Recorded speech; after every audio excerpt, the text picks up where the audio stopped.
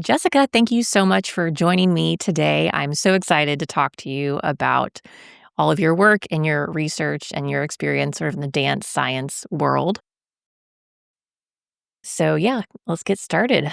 So, to start off, could you just tell us a little bit about your background and then how you combine your experience in dance with your work and your research in biomechanics and dance medicine? Absolutely. So I grew up dancing. I was a studio kid, so I danced from like 3 years old all the way through high school. I got into musical theater. And then when I went to schooling for college, I wanted to study sports medicine and get into that kind of healthcare field. And so I started working as an athletic trainer, got board certified as an athletic trainer, and then kind of kept going on to physical therapy school. So I have my doctorate in physical therapy. And I wanted to bridge the gap between the athletes that I was seeing and learning about and the dancers that are also athletes that are just, a different population to most of the sports medicine realm. And so I started getting in contact with some of the community and the other dance studios around the area. I actually worked as an athletic trainer for a studio, so I would go in studio and treat them, and that's actually how I got most of my subjects for my research. So, in between my athletic training degree and my doctorate, I actually did a master's in biomechanics. And while I was doing my master's in biomechanics, I did a thesis on lower extremity biomechanics in new and dead point shoes. And I had this relationship with a small studio, professional studio down in Miami in Aventura. And they were willing to be my participants. And I told them, bring in your shoes and let's do lots of fun things in the biomechanics lab. And they really got a kick out of it. So I think that was kind of like the point where I was like, I can really mix both my passions of healthcare and science and dance and performers. So that's kind of where that started. And then since then, it's kind of been like, okay, what do we know about sports medicine and the research within sports? And how can that be applied or modified for dancers and performers? Great. Yeah. Yes, I'm also, as you know, a biomechanics person. So, Yeah. yay, biomechanics. Yay, nerds. I know. Yeah, exactly. And actually, I thought about becoming a physical therapist at one point. I've talked about this a few times in my other episodes. Ended up going more the research route, but also have so much respect for physical therapists and especially ones like yourself who like to focus on, dancers, performers, things like that. So that's all very cool. Yes. So, sort of one of the main things I wanted to talk to you about today is one of the studies you've done looking at new versus dead point shoes. I absolutely love this topic. And it's so funny. So, like many years ago, sort of before I really started grad school, I wanted to do something with this topic and tried to, I won't mention any university names, tried to kind of sell this idea. And if you're not a dance person, you don't really get it Right. and even understand like what a dead shoe is. So I had to kind of abandon that idea. And then when I saw, years later that you had done this research, I was just so excited. So the article that I wanted to talk about, and I'm just going to cheat and read off my paper, the title, so I don't mess it up, is lower extremity biomechanics and muscle activity differ between new and dead point shoes in professional ballet dancers. And you are the first author on this article. It was published in Sports Biomechanics, looks like 2021. Hmm. So, like I said, I love this article. I love this line of research. Is there anything additionally that kind of inspired you to look into this particular topic? Like out of all the things you could have picked, was there anything specific about the point shoe issue that kind of made you want to look into this further? Yeah. So at the time, I was working with this smaller professional company in Miami, and they had a unique situation where the company would provide one pair of ballet shoes every 6 months, one pair of point shoes. And I was speaking with some of them that were having a lot of overuse issues and tendonitis. And I was like, what do you think is like going on? And one of them was like, as the principal dancer, I can go through a pair of point shoes before the first act is over. and they're expensive and they don't get a lot of funding for it to get new shoes. So usually it's out of pocket or they've kind of like jimmy rigged a couple together to try and make them a little bit stronger.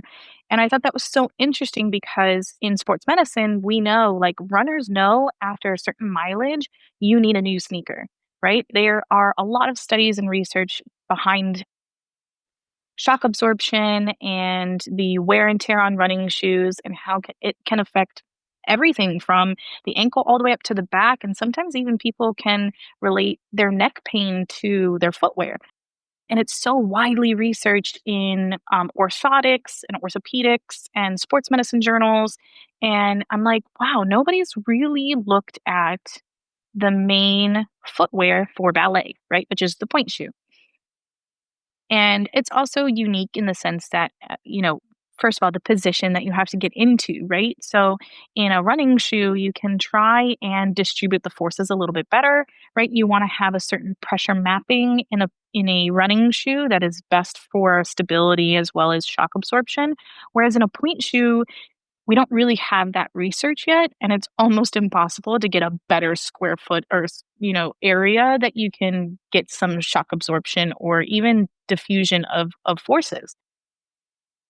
So, I mean, I even played with the fact of like trying to create my own point shoe at that time because I was like, oh my gosh, I'm gonna have so much great research and really went like down a rabbit hole at one point to where my mentors, the other people on the that authored the article are like, "Okay, just wait, calm down. Let's do this one first."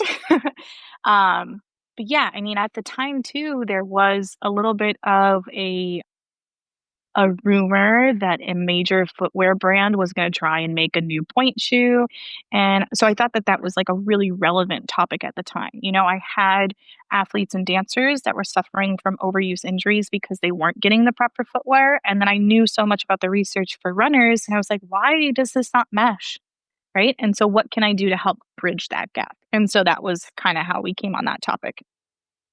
Yeah, that's great and just makes total sense, and actually, I can completely relate to so when I danced professionally, I danced in a smaller company as well with a very minimal point shoe budget. I mean, they did what Yeah. they could, but, I mean, yes, for, like, 1 production run, which, includes several rehearsals, several classes, several performances, which, like you said, the way the shoes are constructed, they do break down and can break down quite quickly, especially with heat and sweat and things like that.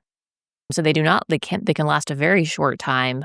And so, sometimes we were given 1 or 2 pairs, for a whole production, and that Right. just doesn't go very far when you're rehearsing every day, performing throughout the whole weekend, things like that. And so, like you said, a lot of times the dancers themselves have to pay for their own shoes in order to have more shoes available to them, and they can be quite expensive, and so you have to kind of decide at some point, like, "Okay, should I just keep dancing in my dead shoe, or should I, sell something out of my closet so I can go, get a new Yeah. pair of shoes?" So it's definitely a problem. I mean, even, the big companies, I'm sure, have larger point shoe budgets, but it really is it's part of the whole, like, equipment you need to do ballet. Right. So I love that inspiration. I can completely relate to it myself. So that's great. And let's see what else. Oh, I think probably we should also go ahead and just make sure we kind of talk about like what new versus dead point shoe is. I know for your study, you kind of were very specific about how you defined each shoe type, sort of, so you can compare them. But even more generally speaking, I guess we could kind of so I actually I have a visual aid, Yeah. and I have some other episodes that are about point shoes that I guess if listeners want to get more information about sort of new versus dead, you might want to just refer to those. If you're only listening right now, I am going to hold up 2 different point shoes just for a visual real quick. So this I'm holding here, this is a brand new shoe. This is a Freed Classic. So this is kind of a very traditionally made shoe made out of different layers of fabric and a glue.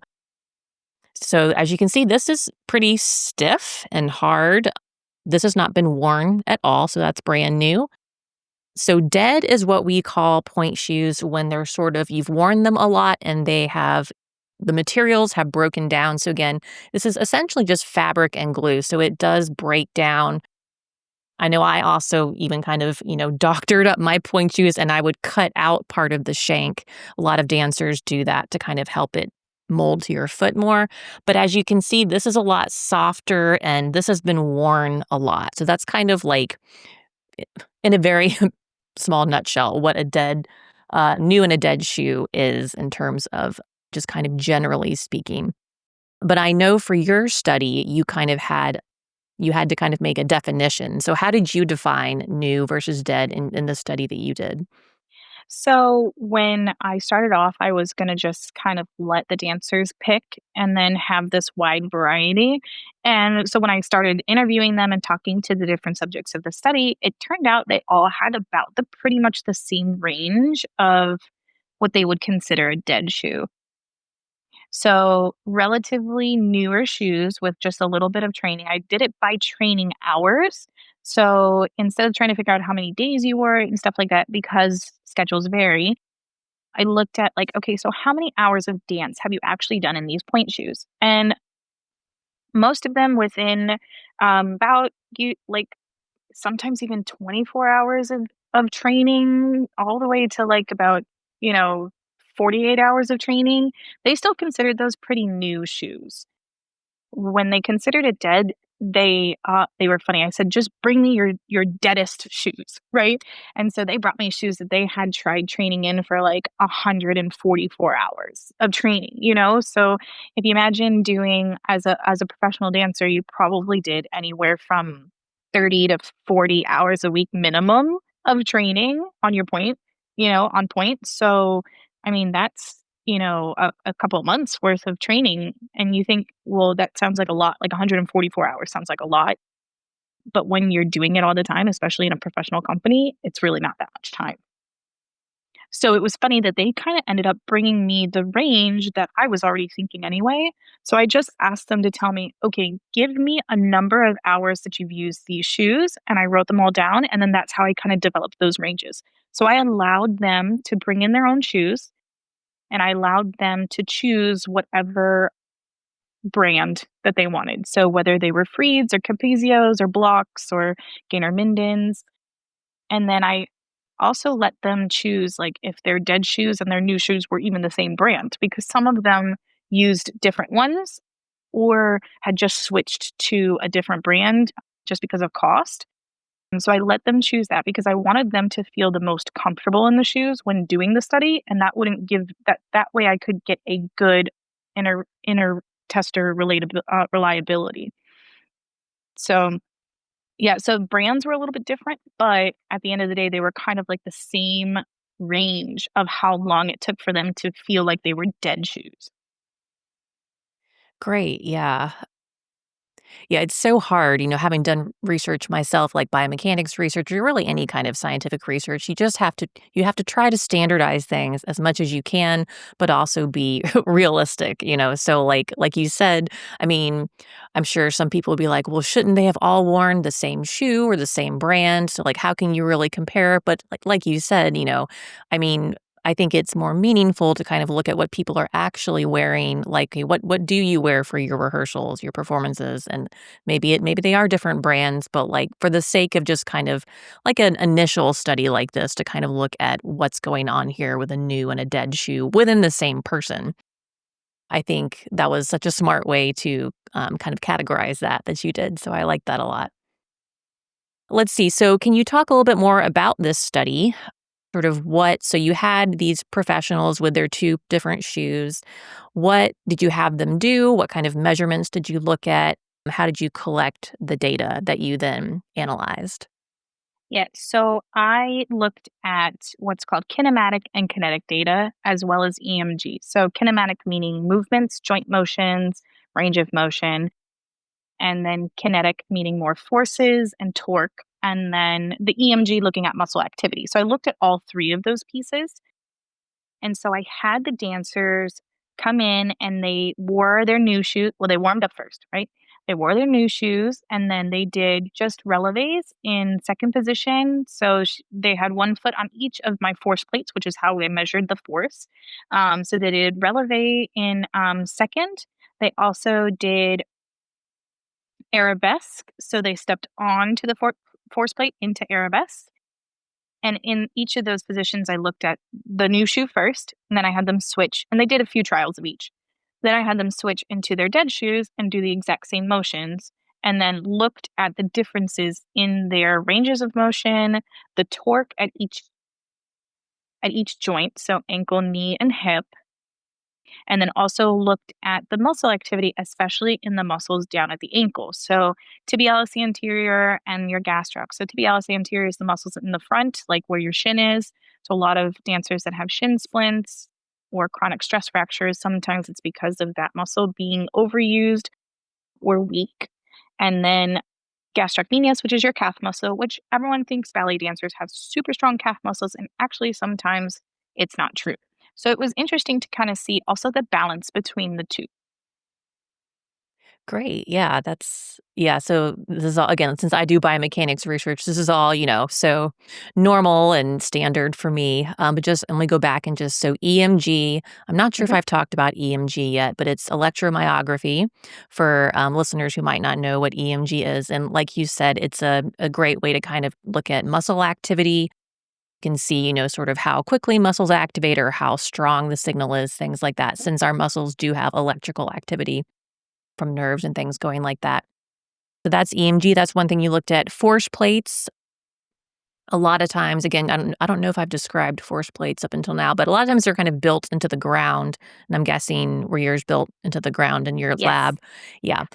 And that's a great way to kind of measure forces, while standing or doing movements. The lab I used to work in, we used it a lot for just like walking, like looking at walking forces and things like that.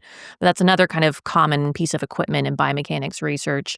And then did you use 3D motion capture Yes. as well? Okay, yeah, so that's Mhm. another very common. So did you put them like markers and Yeah. everything? This one Yeah. was a markered system with the infrared cameras. Great. Yes. So yes, that's another I think I've probably spoken about that, but just in case if I haven't.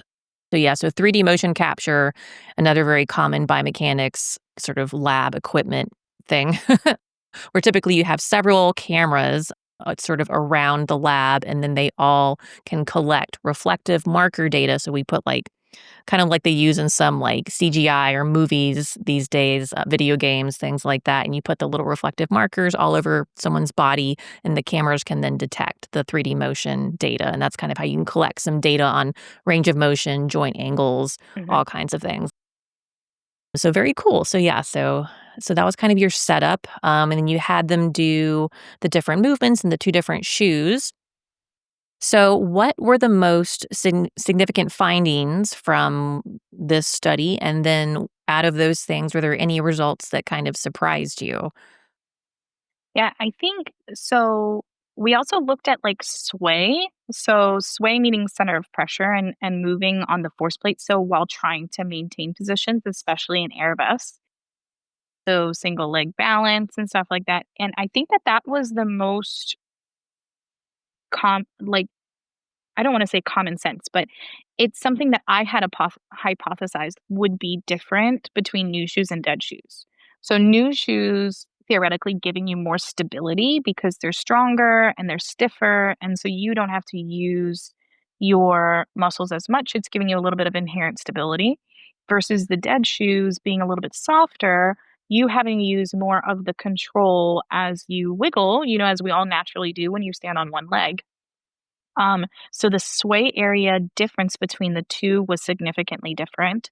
I think what was interesting is the angles. So what they call moment, right, which is the torque at at the ankle specifically, was actually higher for the new shoes than the dead shoes.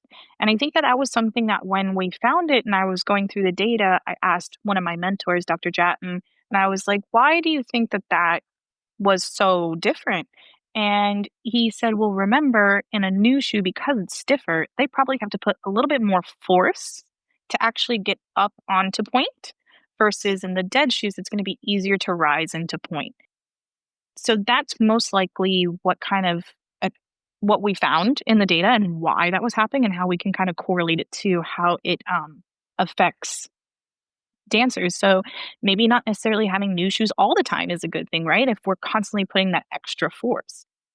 And then the other was we looked at the muscle activity, and I believe the tibialis anterior in the dead shoes was more active because you're trying to prevent rolling forward over the toe box too much in the dead shoes versus in the new shoes. And so then you were getting a lot more of that anterior muscle activity to prevent over over rolling onto the shoe.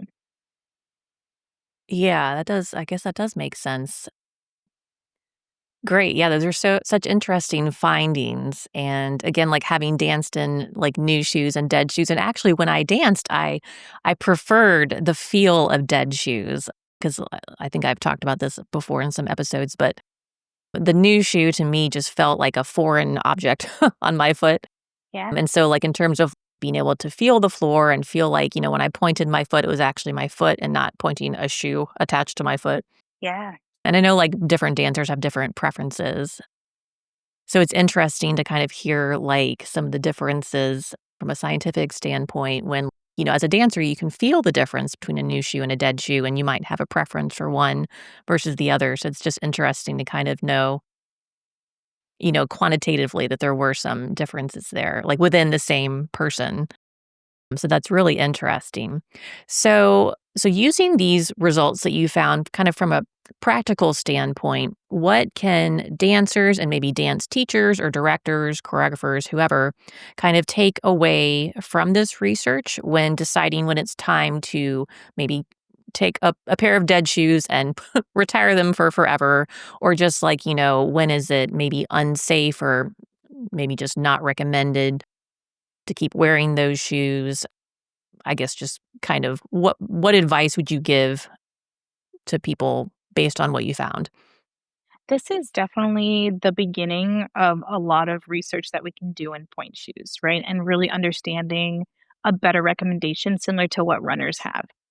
I think what you can take away most from this is, especially if you have a history of injury and overuse injuries, stress fractures, Achilles tendonitis, shin splints, things like that, then you should pay more attention to your footwear, right? You should pay more attention to when are you having the most pain. Like, so is your Achilles tendonitis acting up after you've worn the shoes for a long time?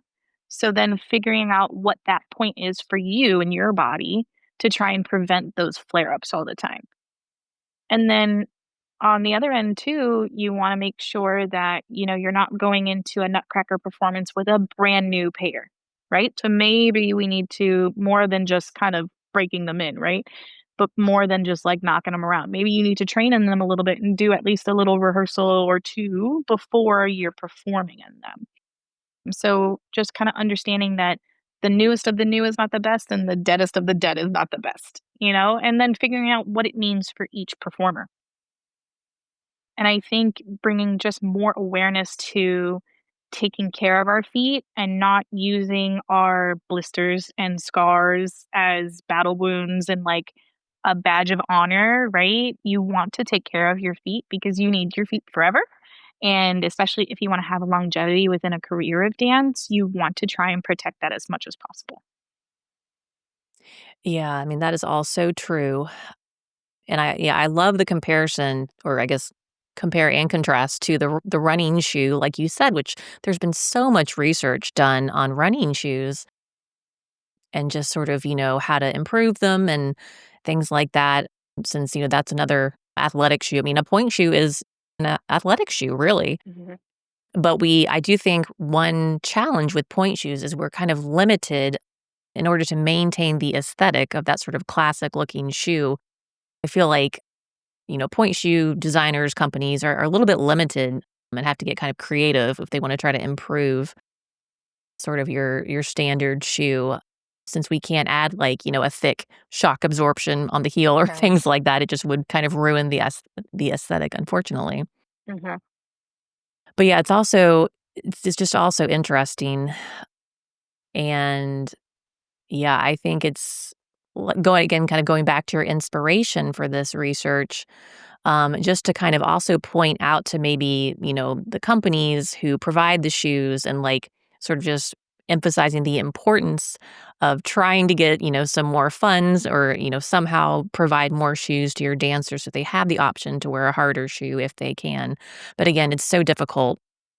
And I mean, it's not that they don't understand the importance of it, but just the reality sometimes is, it's hard to kind of find a good balance there.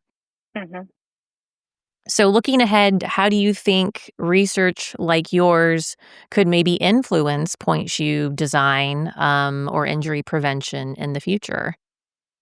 So I think that, like I said, like my research was kind of like the beginnings, right? I think there's Right. really cool things looking at stability and tensile strength of the different materials, satin versus canvas, what paste is used, what, Gainer Mindens have like a polymer shank, and how those all make a difference in injury prevention or even per foot type. And I know Josephine Lee does an amazing job with foot, you know, point shoe fittings and trying to kind of bring that awareness. I think that's huge as well. And I know there's actually a pressure sensor that they've started to develop. I believe it's out of John Hopkins that they actually molded it to the toe box in a point shoe, and I think that once that gets to be research grade, we're gonna get a lot of information as to where pressure points are on the toes and how we can kinda shimmy up the point shoes in order to prevent some of those injuries as well. So I think there's, like, a lot of different directions that it can go, and, hopefully we can as a dance community, a dance science community, is really kind of continue with that forward momentum as to learning how to integrate what we have already in research from sports medicine when it comes to injury prevention and how can we use those in the dance community, what has to be modified, what has to be tested, right? Because like we said, with runners, it's easy to say, "Okay, let's add some more shock absorption if they're marathoners. If they're sprinters, they don't need as much." Or, it's not that simple in dance, and then extending it from just point shoes to then, Irish step dancing shoes or, character shoes, the Laducas, like, how can we fix all of those and help to kinda keep dancers dancing for as long as they can? Yes, for sure. Yeah. And again, it's such a, I mean, that's why again, I just love your study. I think it's just such a good launching point for like so much more research in the future. And it's just so important. And yeah, and yeah, I think it would be so interesting, sort of now that you've done your sort of preliminary study, to like you kind of mentioned, now do comparisons with different materials, different brands, different fits, different even types of shoes. Like you said, we can go even beyond the point shoe. There's just so much out there, and I think it's just so great that you did this work. And yeah, I'm a huge fan. In case you can't tell. Thank you, thank you, thank you.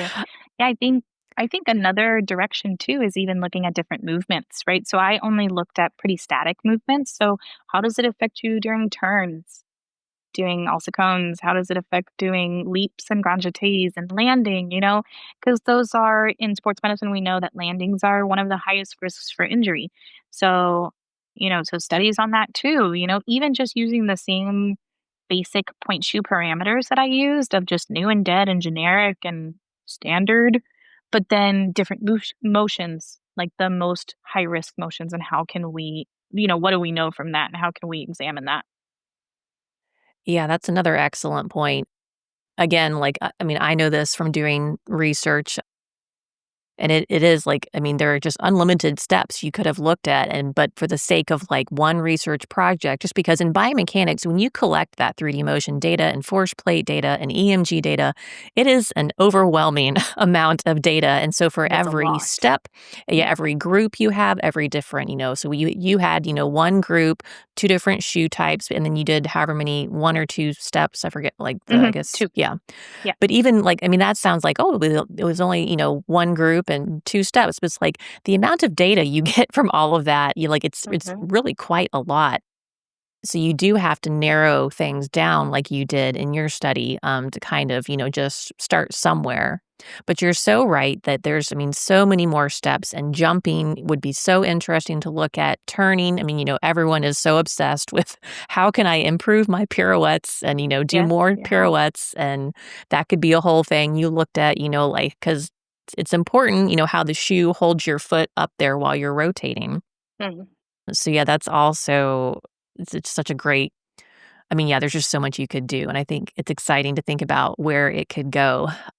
And one other thing I thought about earlier that is, I guess, kind of related to this, but I just wanted to make sure and mention, because I don't think I've talked about it. So breaking in shoes. So, like, just for people who might not know, like, okay, so you have, when we say like a new shoe, that's not like you take it out of the box and just put it on your foot and go out on the stage. I probably would not recommend that. But typically, dancers do what we call breaking in a shoe. So, first of all, for point shoes, you do have to sew on the ribbons and the elastic. And then, typically, before you'll perform in a shoe or even really do a rehearsal, dancers will spend some time just kind of warming up the shoes, trying to break them in. Again, it's breaking down some of those materials they're constructed out of, just to make them a little bit more easy to work with, since they are quite hard when they are brand new. So yeah, I think it's just important to kind of mention that sort of in relation to everything we've talked about today, since, like you said, I mean, for for the sake of your project, your new shoes, it wasn't like, okay, pull it out of the package and just, see what happens. So those were broken in, it sounds like, Correct, yes. but not dead. So yeah, Mm. so I think it's important to kind of point that out, I at least will. at some point here in this interview.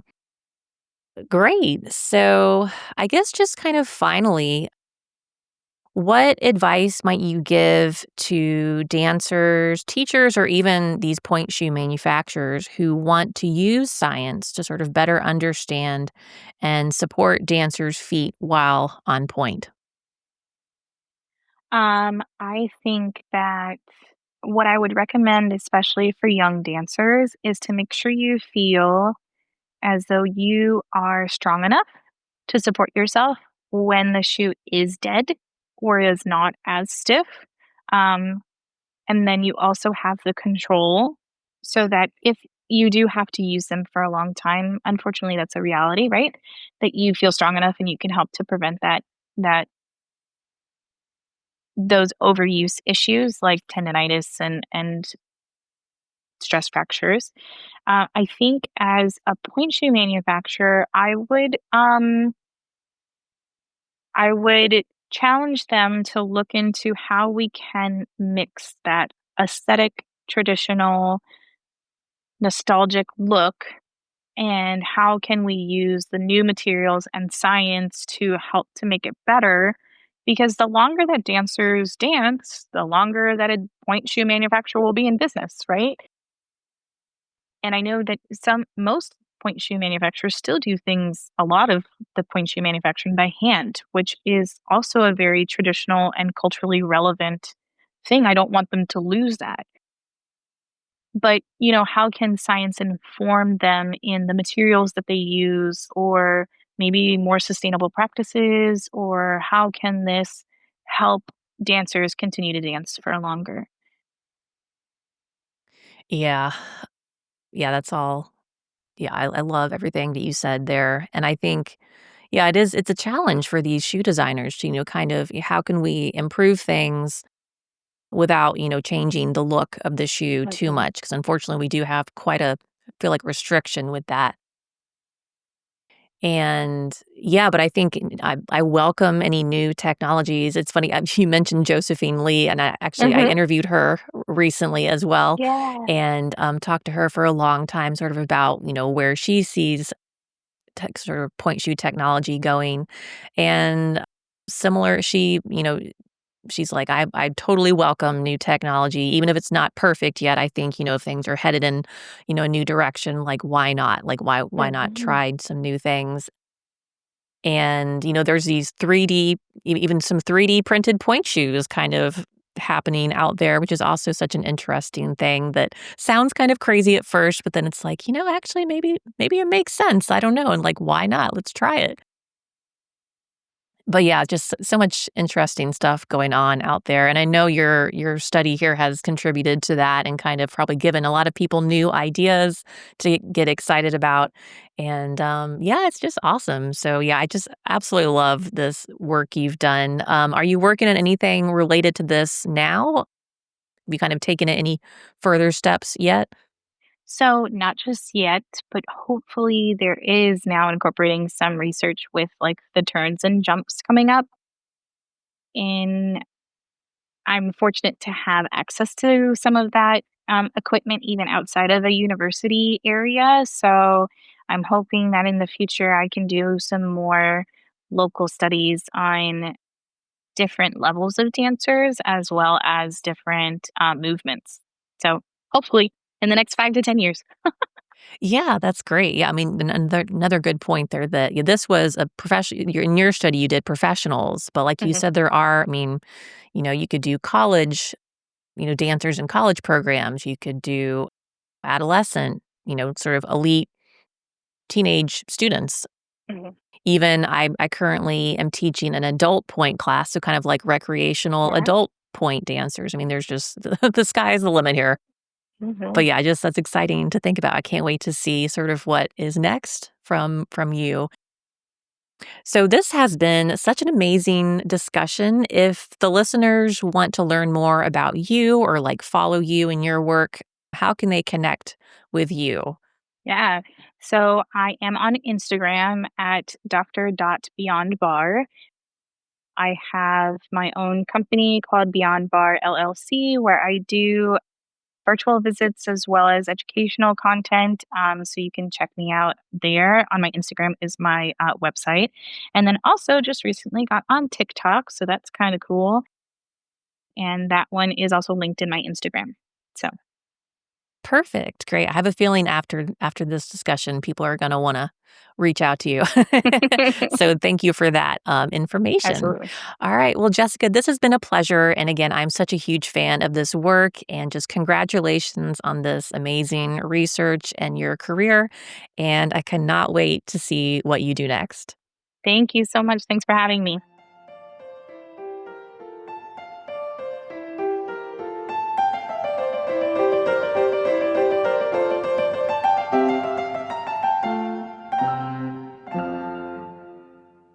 And that concludes my conversation with Dr. Jessica Aquino. I hope you enjoyed our talk as much as I did. Thank you for joining me today for the Ballet Science podcast. Whether you are a dancer, teacher, student, or simply curious about the mechanics behind movement, I appreciate you being here today. Each week, we'll explore the intersection of science and ballet, from injury prevention and biomechanics to nutrition, mindset, and everything in between. If you enjoyed this episode, please follow this podcast, leave a review, and share it with your friends and dance community. If there are specific topics you'd like to hear about in future episodes, feel free to share them in the comments below. You can also follow Ballet Science on social media and visit our website at ballet.science for additional information. Thank you again for tuning in, and I look forward to seeing you next time on the Ballet Science Podcast.